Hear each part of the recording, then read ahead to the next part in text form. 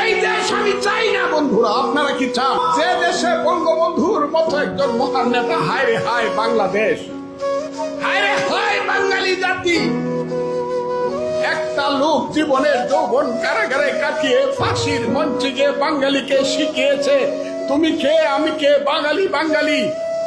যে লোকটা একটা আঙ্গুল তুলা দিলে পরে 7.5 কোটি মানুষ এক কাতারে এসে দাঁড়াতো, যে লোকটার আঙ্গুলে হেলনে দেশে মুক্তিযুদ্ধ হয়েছে, সেই লোকটার বাড়ি আগুন দিয়ে পুড়ে দিলেন। সেই বঙ্গবন্ধুর বাড়ি বুলডোজার চালিয়ে দিলেন। কেউ প্রতিবাদ করলো না, সরকার কিছু করলো না, মিলিটারিরা চৌকিদারের ভূমিকায় অবতীর্ণ হইল। 7 জন বীর শ্রেষ্ঠ, সবাই সামরিক বাহিনীর লোক, তাদের স্ট্যাচুগুলা উপর টাকায় নামায়া পা দিয়া পাড়াইয়া পাড়াইয়া বাংলো থুতু দিল, কেউ কিছু বললেন না। বীর শ্রেষ্ঠ কারা বন্ধুরা, বীর উত্তম কারা, বীর বিক্রম কারা, বীর প্রতীক কারা বন্ধুরা, মুক্তিযোদ্ধা কারা? আমরা।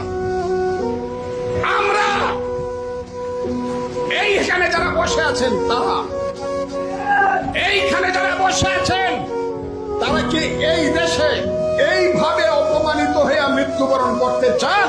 মুক্তিযোদ্ধা শুনলেই মারতে আসে। আমরা তো বাইচা রয়েছি অপমানিত হয়ে মরবার জন্য। আমরা বাইচা রয়েছি গলায় জুতার মালা নেওয়ার জন্য, গালে জুতার বাড়ি খাওয়ার জন্য। মুক্তিযোদ্ধা এই যে দেশ, এই দেশে কি আপনারা বাঁচতে চান মাথা নিচু করে, নাকি প্রতিবাদ করে মরতে চান? আপনারা বলুন। আমি যে কোনো সময় চলে যেতে পারি, মৃত্যুর আগে শুধু আপনাদেরকে বলে যাই, মুক্তিযোদ্ধারা, আল্লাহর ভয় লাগে আপনাদেরকে আমি হাত জোর করে বলি, দেশটাকে আপনারা বাঁচান। দেশের মানুষকে বলেন, রাজাকার আল বদরের হাত